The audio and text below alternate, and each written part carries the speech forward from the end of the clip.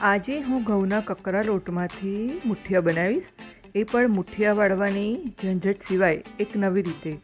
તો ચાલો જોઈએ. તેના માટે મેં આ દૂધી લઈ લીધી છે અને દૂધીને સરસ છીણી લીધી છે. ત્યારબાદ આ આદું અને લસણને ખારણીમાં ખાંડીને પેસ્ટ બનાવી લીધી છે.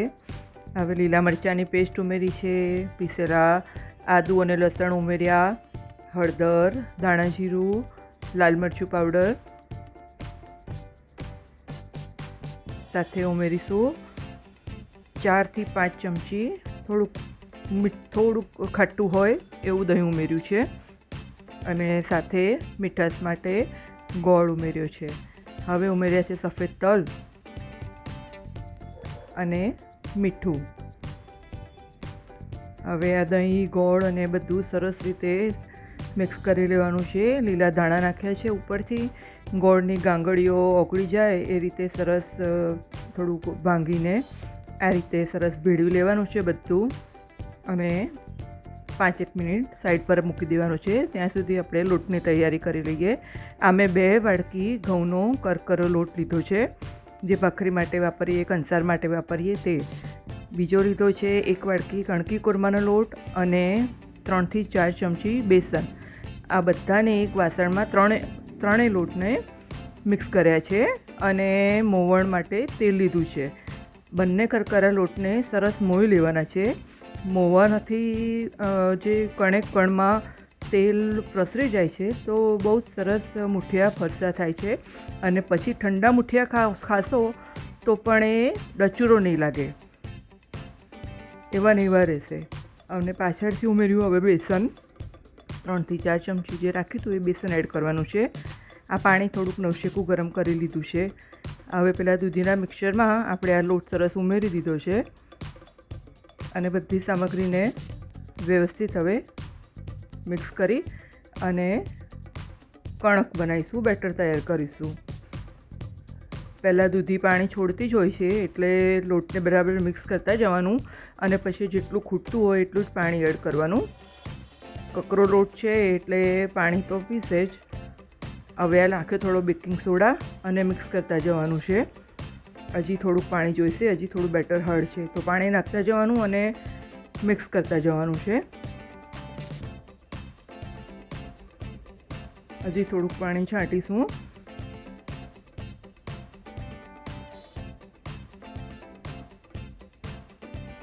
આવી સરસ રીતે આ રીતે એક સાઈડ સોડા નાખ્યા પછી જરા ફીણી લેવાનું છે સરસ અને પછી એને મિનિમમ 1 કલાક, અડધો કલાકથી 1 કલાક સુધી તો રેસ્ટ આપવાનો જ છે. જો તમે વધારે રેસ્ટ આપશો તો વધારે સારું છે, તમારા મુઠિયા વધારે પોચા થશે. હવે આ મેં આપણે જે કુકરમાં દાળ ભાત બનાવતા હોઈએ છીએ એ કુકરના ડબ્બા જ લઈ લીધા છે અને એને તેલથી ગ્રીસ કરી લીધા છે. જો 1 કલાકના રેસ્ટ પછી ખીરું કેવું સરસ ફૂલી ગયું છે. તો હવે આ મુઠિયાના ખીરાને આપણે ડાયરેક્ટ આ કુકરના ડબ્બામાં ટ્રાન્સફર કરીએ છીએ. આ રીતે ફેલાઈ દેવાનું છે. બંને ડબ્બામાં અડધા મેં ખીરું લઈ લીધું છે. આ રીતે જો સરસ ડબ્બામાં અડધું લઈ લીધું. કુકર ગરમ કરવા મૂકી દીધું છે. હવે વચ્ચે કાણાવાળું ઢાંકણું મૂકી અને બીજો ડબ્બો મૂકી દીધો છે.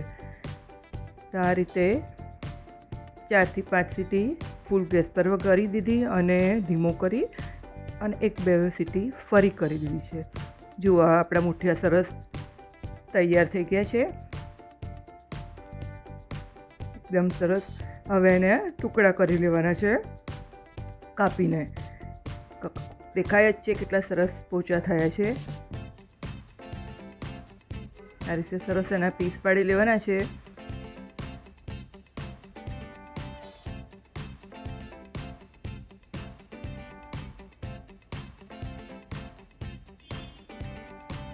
બહુ સરસ બને છે આ મુઠિયા. એકવાર જરૂરથી ટ્રાય કરજો. તમે કણકી કોરમું ના નાખવું હોય તો એકલા ઘઉંના કકરા લોટના પણ મુઠિયા બનાવશો તો પણ એટલા જ સરસ બનશે. આ રીતે સરસ સરખા પીસ જો પાડી દીધા છે. જો કેટલા પોચા સરસ થયા છે મુઠિયા દેખાય છે. બધા મુઠિયાને સમારીને આ રીતે તૈયાર કરી લીધા છે. હવે એને વઘારી લઈશું. તો તેલ મૂકીને રઈનો વઘાર કર્યો છે. રઈ તતડે એટલે એમાં જીરું ઉમેરીશું,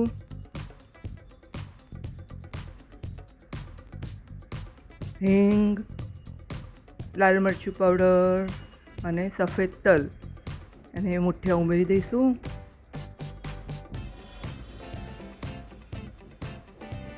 અને સરસ રીતે મિક્સ કરી દઈશું. જો કેવો સરસ કલર આવ્યો છે અને સ્વાદમાં તો સરસ છે જ.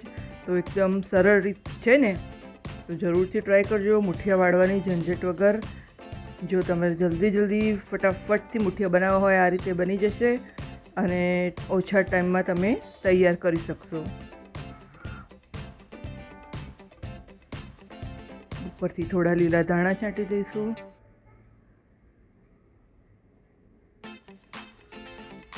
અને ગરમા ગરમ મુઠિયાને સર્વ કરી દઈશું. તો કેવી લાગી મારી રેસિપી જરૂરથી જણાવજો અને તમારા મિત્રોમાં જરૂરથી શેર કરજો.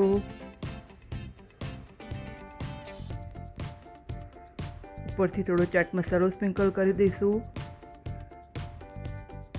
તો મળીએ નેક્સ્ટ રેસિપીમાં. આવજો.